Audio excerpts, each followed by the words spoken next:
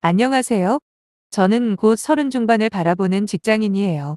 여기 무수히 올라오는 사연들 속의 주인공들처럼 저 또한 이혼녀입니다. 결혼 생활이라고 할 것도 없어요. 딱 3개월 만에 바로 갈라섰거든요. 어찌 보면 이혼보다는 파혼이라는 말이 더 어울릴지도 모르겠네요. 혹자는 고작 3개월 살아보고 이혼을 결정한 게 너무 성급한 거 아니냐 라고 의문을 가지실지도 모르겠습니다. 하지만 꼭 찍어 먹어봐야 똥인지 된장인지 아나요? 사실 연애할 당시 두세 번 얼굴을 본 시모의 콧대 높은 말투와 거들먹거리는 태도에 어느 정도 각오는 했었습니다. 하지만 저희 신혼집은 경기도에, 시모는 저 멀리 포항에 사셨기 때문에 오고 가려면 시간이 엄청 오래 걸립니다. 그래서 말도 안 되는 시집살이를 시키고 싶어도 저만 잘 처신한다면 크게 문제될 거 없다 생각했었죠. 하지만 그건 저만의 착각이었네요. 손뼉도 마주쳐야 소리가 난다고 저 혼자 아무리 시모의 상식에 어긋난 요구와 참견들을 차단해도 남편이 도와주질 않으니 말짱 도루묵이더라고요. 남편도 홀씨 어머니 밑에서 자랐고 저 역시 거의 엄마 혼자 키우다시피 했습니다. 친정아빠는 안 계시냐고요? 아니요. 지금도 잘 살아 계세요. 하지만 타고난 한량기질의 아빠는 엄마와 결혼하고 지금까지 단 한 번도 생활비를 가져다 준 적이 없으세요. 지금 사연을 남기면서도 우리 엄마가 얼마나 고생을 하셨을지 상상을 하니 가슴이 찢어질 것 같네요. 거기다 철없는 시절에 엄마에게 모진 소리도 참으로 많이도 했던 적까지 아마도 엄마의 속은 썩어 문드러질 대로 문드러졌을 겁니다. 중학교 때 혼자서 생활비를 벌며 아득바득 청승맞게 사는 엄마가 너무 이해가 안 되더라고요. 그래서 툭하면 엄마 아빠랑 이혼해. 왜 그러고 살아? 더 늦기 전에 이혼하고 새 출발해. 엄마가 뭐가 모자라서 이러고 사는 거야. 저번 달에도 외할아버지한테 돈 빌렸다며. 그리고 엄마 매일 밤 허리 아파서 끙끙대는 거 누가 모를 줄 알아? 아무리 사서 고생한다고 하지만 엄마처럼 미련한 사람은 진짜 처음이다. 또는 난 커서 엄마처럼은 절대로 안 살아. 이렇게 살 바에 그냥 콱 죽어버리고 말지. 이게 사는 거야? 남들은 남편이 벌어다 주는 돈 편하게 쓰면서 살림만 하는데 엄마는 대체 뭐야? 돈도 엄마가 벌어. 살림도 엄마가 다 해. 진짜 엄마 인생 망치는 거 아빠가 아니라 엄마 자신이야. 라고 싸대고는 전 저대로 속이 상해 화장실로 가서 크게 물 틀어놓고 한참을 울다가 나오곤 했죠. 그러면 엄마는 제가 나올 때까지 기다리셨다가 아무 일도 없는 듯 딸 간식 해줄까? 뭐 먹고 싶어? 저번에 해줬던 식빵에 계란 묻혀서 구워줄게. 너 맛있게 먹었잖아. 라고 하시며 자신에게 모진 소리만 골라서 하는 철없는 딸자식에게 화 한 번 내지 않으신 엄마였어요. 솔직히 말하면 지금도 이해는 가지 않아요. 왜 엄마가 이혼을 끝까지 안 하시는지 말이에요. 물론 어렴풋이 저 때문이라는 건 느끼고 있지만 그조차도 납득이 안 갑니다. 적어도 제 상식에서는 말이에요. 엄마도 제 엄마이기 이전에 한 여자이고 어찌 행복하고 싶지 않겠어요? 그런데 자식인 저 하나만으로 그 행복이 다 채워진다고요? 평생 아빠 뒤치다꺼리나 하면서 어디 놀러 한 번 못 가면서요? 우리 엄마가 꽃을 얼마나 좋아하는지 모릅니다. 가끔 같이 바람 쐬거나 산책을 하다 길가에 핀 들꽃만 봐도 한참을 넋놓고 바라보다 가실 정도거든요. 하지만 그렇게 좋아하는 꽃 구경 한 번 가신 적 없이 평생 일만 하신 분입니다. 이럴 때 흔히 쓰는 표현 있죠? 살면서 안 해본 일 없이 다 해봤다라는 말이요. 아마 우리 엄마가 딱 그랬을 겁니다. 제가 기억하는 것만 해도 엄마가 했던 직업 종류가 10수가지가 넘거든요. 배움이 짧았던 엄마는 리어커를 끌고 다니며 과일이라던가 여러 가지 잡다한 물건을 닥치는 대로 파는 일을 하셨고 고철 장사도 한동안 하신 적도 있어요. 물론 붕어빵 장사라던가 뻥튀기나 군밤 장사는 두말하면 잔소리고요. 거기다가 파출부나 청소 일은 양반입니다.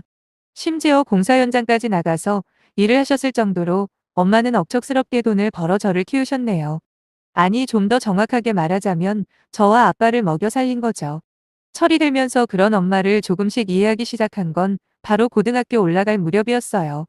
질풍 같던 사춘기는 중학교 졸업하면서 딱 끝이 났고 고등학교를 올라갈 때가 돼서야 겨우 정신을 차린 거죠. 머리가 좀 커지니 이유야 어찌됐든 지금까지 내가 이렇게 잘 입고 잘 먹고 살았던 모든 시간들이 바로 엄마가 자신을 갈아서였다는 걸 깨달았어요. 그래서 하루는 엄마를 붙잡고 미친 듯이 울었네요. 미안하다고, 그땐 철이 없어서 모진 말만 했었다며 사과를 하는 저를 엄마는 그저 말없이 저를 안아주셨어요. 그때부터 저는 확고한 목표가 생겼습니다. 그건 바로 돈 많이 벌어서 엄마를 행복하게 해주는 것이었죠. 그러기 위해선 공부로 성공하는 길밖에 없어서 그때부터 저는 미친 듯이 공부에 매진했습니다. 오죽하면 엄마가 제발 공부 좀 그만하라고 하시며 공부를 안 하면 안 하는 대로 걱정이고 지금은 또 너무 공부만 해서 걱정이다라며 저를 말리실 정도였거든요. 저는 그런 엄마에게 엄마 나 꼭 서울대 들어갈 거야. 꼭 성공해서 엄마 호강시켜줄 테니까 조금만 참고 기다려. 내가 보여줄게 엄마. 라고 다짐을 했어요. 실제로 어느덧 성적은 정말 서울대를 지원할 수 있을 만큼 올랐고 저는 서울대를 포함해 3곳에 지원을 했습니다. 그러나 아쉽게도 서울대는 못 갔네요. 그 대신 고려대 경영학과를 입학하고 취업에 도움이 될 만한 건 1학년 때부터 해가며 오로지 성공한 인생을 위한 준비만 했어요. 실제로 4학년 때 이미 대기업 인턴으로 들어가 실무를 배우기 시작한 저는 곧 당당한 대기업 정규직으로 입사를 하게 되었고 엄마에게 넉넉하게 용돈도 줘가며 5년 넘게 열심히 살다가 드디어 남편을 만나게 되었죠. 남편은 저희 회사 거래처에서 근무하는 사람이었어요. 비록 거래처라고는 하지만 웬만한 스펙으로는 들어가기 힘들 만큼 급여 수준도 높고 복리 후생도 좋은 회사였습니다. 처음에는 남편에게 아무런 관심도 없었어요. 그닥 특이할 만한 부분이 없는 아주 평범한 남자였거든요. 그런데 남편은 저의 뭐에 꽂혔는지 딱 한 번 밥만 먹어주면 안 되겠냐고 사정사정하며 따라다녔죠. 거기다 퇴근하고 뭐 하냐 또는 주말에 영화나 한 편 같이 봐주면 좋겠다면서 얼마나 사람을 귀찮게 했는지 모릅니다. 그런데 왜 단호하게 거절하지 않았냐고요? 관심도 없었다면서 왜 거절하지 않았는지 지금도 잘 모르겠어요. 아마 남편이 제게 관심을 표현하고 바로 얼마 안 있어 남편에 대해 어떤 소문을 들었는데 바로 그 때문이 아닐까 싶어요. 그 소문은 군대를 면제받은 남편이 그 회사에 근무한 지 7년이 넘어가는데 유일하게 지각이나 결근이 한 번도 없었던 사람이라는 겁니다. 평생 엄마한테 빈대부쳐 무능력하게 살고 있는 아빠를 둔 저에게는 재산이나 외모나 그 어떤 것보다 확실한 장점으로 보였나 봐요. 그래서 모시기는 척 한번 밥 먹어준 다음 영화도 보고 하다 보니 저도 모르게 남편에 대해 호기심도 생기고 좋은 감정이 싹 트더라고요. 그래서 연인으로 발전했고 결혼까지 했어요. 결혼 이야기도 남편이 먼저 꺼냈습니다. 저보다 3살 많았던 남편은 여동생이 한 명 있었는데 벌써 결혼하고도 남을 반쪽이 있다고 했어요. 하지만 남편의 부모님이 찬물도 위아래가 있는 거라고 오빠가 먼저 결혼을 하고 난 다음에 결혼을 하라는 무식한 소리를 했다고 하더라고요. 형제간이나 자매간이면 몰라도 남매끼리 순서 따지는 건 처음 들었네요.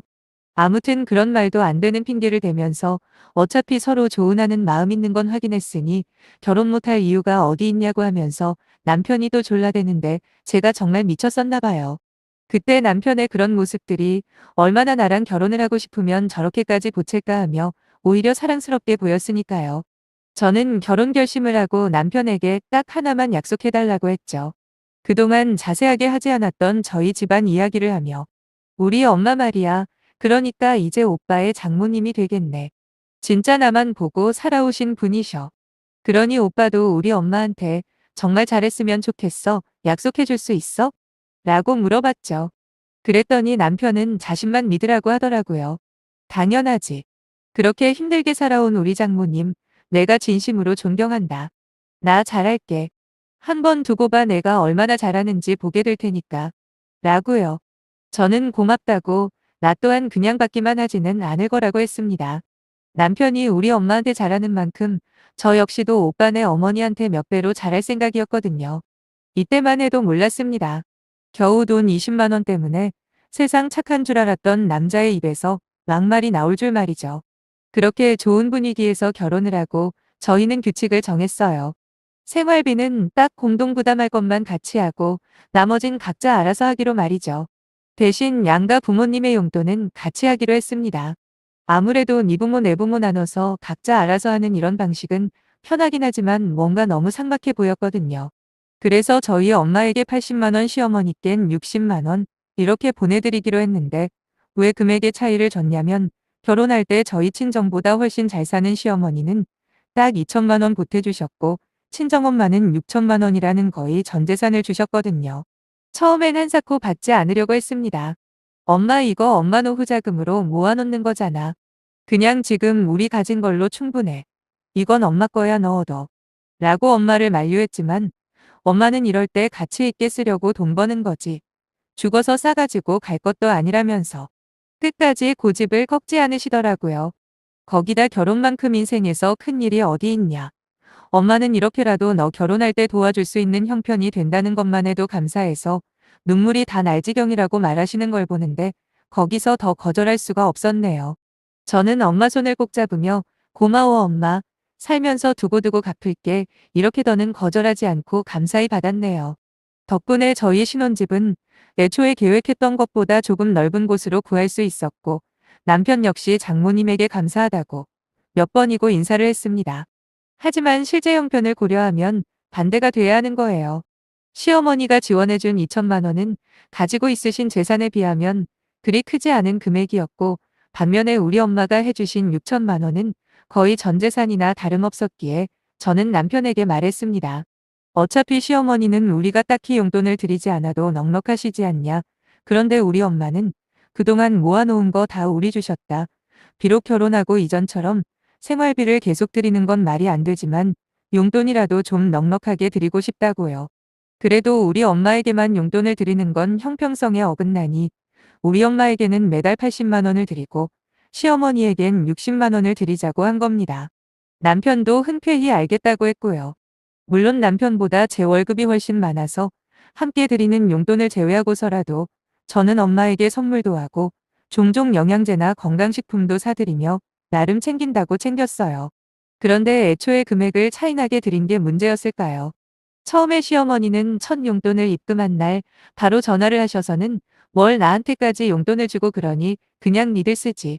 나는 이런 용돈 안 받아도 쓸 만큼은 있는데 말이야. 그래도 주는 거니 잘 받으마. 라고 하셨습니다. 저는 아니라고 저희가 아직 벌이가 시원치 않아서 이 정도밖에 못 드리지만 그래도 이해해 주세요. 여유가 생기면 더 신경 쓸게요. 라고 하면서 그렇게 좋게 서로 웃으며 지나갔거든요. 그런데 어떻게 아셨는지 어느 날 화가 나신 시어머니가 제게 전화를 하셨더라고요.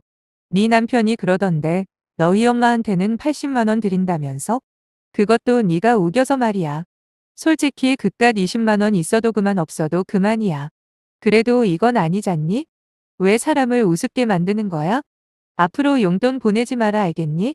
하고 폭풍 같은 잔소리를 쏟아내시고는 냅다 전화를 끊어버리더라고요. 처음엔 이게 무슨 상황인가 어이도 없고 억울하기도 하고 그랬어요. 하지만 최대한 시어머니 입장에서 생각을 해봤죠. 물론 제 입장에서는 합리적인 선택이었을지는 몰라도 막상 시어머니 입장에서는 기분 나쁠 수도 있겠다 싶어 전화를 드렸는데 아무리 해도 안 받으시는 겁니다. 아니 받기 싫으신 거였죠. 그런데 일단 시어머니는 그렇다 치고 남편이라는 인간은 도대체 뭐 하자는 건지 고부간의 갈등이 있으면 중간에서 슬기롭게 해결해도 모자를 파네 없는 말까지 지어내서 오히려 싸움을 부추기다니요. 그래서 퇴근하자마자 남편에게 따졌어요. 아까 어머님한테 전화 왔었어. 자기가 용돈 액수 차이 나는 거 말했다며? 거기다 내가 우겨서 그랬다고? 거짓말을 해도 어떻게 그런 거짓말을 할 수가 있어. 내가 우기긴 언제 우겼어. 그렇게 하면 어떻겠냐 물어봤지. 그래서 오빠도 좋다고 해서 함께 결정한 거 아니야? 나만 다르게 기억하는 거야? 무슨 말 좀 해봐. 그러자 남편은 되지도 않는 변명을 하더라고요. 아니 그게 말이야. 엄마가 갑자기 장모님한테는 용돈 얼마 드리냐고 물어보시는 거야. 그래서 나도 모르게 엄마보다 20만 원 더 드린다고 했지. 그런데 엄마가 막 화를 내는 거야. 그래서 나도 모르게 너 핑계를 대버렸어. 미안해. 근데 막말로 불공평한 건 맞잖아. 나도 그때는 그게 맞는 것 같다고 생각했는데 사실 매달 용돈 드릴 때마다 좀 아니다 싶었거든. 우리 그냥 똑같이 드리자. 우리 엄마가 돈 좀 있는 게 잘못은 아니잖아? 참으로 황당하더군요. 그런 불만이 있었으면 진작 저와 단둘이 상의하면 되었을 것을 왜 굳이 이런 분란을 만들어 집안 시끄럽게 하나 싶었어요. 솔직히 20만 원? 얼마든지 더 드릴 수도 있습니다. 처음부터 제가 잘못 생각한 거일 수도 있고요. 어차피 각자 번 돈은 알아서 관리하니 한 달에 100만 원을 드리던 1000만 원을 드리던 그건 제 자유잖아요. 하지만 그래도 며느리와 사위가 같이 용돈을 드리는 그림을 그리고 싶었던 제 욕심이, 거기다 우리 엄마에 대한 고마움을 남편도 조금 느꼈으면 했던 그 작은 욕심이 그리 잘못된 거였을까요? 그때까지만 해도 속은 상했지만 이혼을 생각하지는 않았습니다. 오히려 남편이나 시어머니를 최대한 역지사지의 심정으로 이해하려고 노력했죠. 하지만 얼마 지나지 않아 전 바로 이혼을 결심했네요. 시어머니가 짐을 싸서 저희 집으로 오신 겁니다. 그러면서 하는 말이 "나 용돈 필요 없다. 대신 이제부터 여기서 살 거야. 아무리 생각해도 괘씸해서 안 되겠어. 내 딴에는 좋은 시어머니 되려고 노력한다고 했는데 이렇게 돈 20만 원으로 사람을 우습게 만들 수가 있니? 지금부터라도 시어머니 모시고 한번 살아봐 어디. 잘해줄 때 알아서 처신을 잘했어야지." 라고 어깃장을 놓으시더라고요. 전 이 황당한 상황에 놀라서 남편을 쳐다봤죠. 그러자 시어머니가 또 끼어드시며 "네 남편 쳐다볼 것 없어. 이미 이야기 다 된 거니까. 그동안 얼마나 내 아들을 잡고 살았으면." 시애미가 이야기하는데도 대답도 안 하고 지 남편만 죽일 듯이 쳐다보니 지금까지 어떻게 살았는지 훤하다 훤해. 이제부터 내가 하나하나 제대로 알려주마. 여기까지 듣고 도저히 받아들일 수가 없어서 남편을 불러내 따로 이야기를 했습니다. 글쎄 이건 너무 심한 거 아니냐. 아무리 서운한 게 있다 해도 이런 식의 막무가내는 참기 힘들다고요. 하지만 남편은 그 상황서도 웃으면서 "괜찮아. 우리 엄마 화나서 저러시는 걸 거야. 조금 시간 지나면 당장 내려가신다고 그럴걸? 그때까지만 비위 좀 맞춰드리자. 우리가 잘못한 것도 있으니까 벌 받는다 생각하면 편하잖아 안 그래?" 세상에 벌을 받다니요. 제가 무슨 잘못을 했다고 벌까지 받아야 하는 건가요? 제 상식으로는 아무리 노력해도 이해 자체가 안 되더라고요. 용돈 20만 원 덜 드린 게 그렇게까지 죽을 죄랍니까? 100번 양보해서 서운할 수 있다 쳐요. 그래도 그렇지 자기 기분 나쁘다는 이유로 이렇게 막 쳐들어오는 건 진짜 아니지 않나요? 얼마나 며느리를 우습게 봤으면 제의사는 안중에도 없이 이런 식으로 쳐들어올 수가 있는 겁니까? 저는 하루도 같이 살 수 없다고 당장 어머님 내보내라고 경고를 했어요. 그러자 자존심이 상했는지 화가 난 표정의 남편은 "어쩔 수 없으면 뭐 어쩔 건데? 이혼이라도 하겠다는 거야 뭐야?" 라면서 마치 설마 네가 이까지 실로 이혼하겠냐라는 뉘앙스로 되려 저한테 소리를 높이더군요. 저 그 길로 바로 짐 싸서 친정에 가버렸고 며칠 후 이혼 서류 작성해와서 들이밀었어요. 시어머니도 옆에 있을 때 말이에요. 남편은 시어머니가 보고 있어서 세게 보이고 싶었던지 바로 도장을 찍더군요. 그리곤 얼마나 큰 소리를 치던지 "이혼녀 타령하면서 제가 잘 살 줄 아냐고" 온갖 저주를 퍼붓는 겁니다. 그걸로 그냥 편하게 이혼할 줄 알았는데 며칠 후부터 친정에 있는 저를 매일같이 찾아와 울고불고 이혼하면 자기는 죽을지도 모른다며 협박까지 하더라고요. 경찰도 몇 번 불렀어요. 결국 제 결심이 확고하고 절대로 마음 변할 일이 없다는 걸 알고는 그제야 순순히 이혼해 주더라고요. 지금 어떻게 사는지 궁금하지도 않고 알고 싶지도 않아요. 여전히 찌질하게 엄마 엄마 하면서 살고 있겠죠. 중요한 건 현재 그 어느 때보다 제 인생이 행복하고 홀가분하다는 겁니다. 누구던 눈치 안 보고 우리 엄마한테 해주고 싶은 거 다 하면서 살고 있어요. 그거면 된 거 아니겠어요? 달리 뭐가 행복이겠어요. 여기까지 제 사연을 읽어주신 여러분들도 큰 행복만 찾지 마시고 아주 작은 곳부터 행복을 찾으시길 바래요. 감사합니다.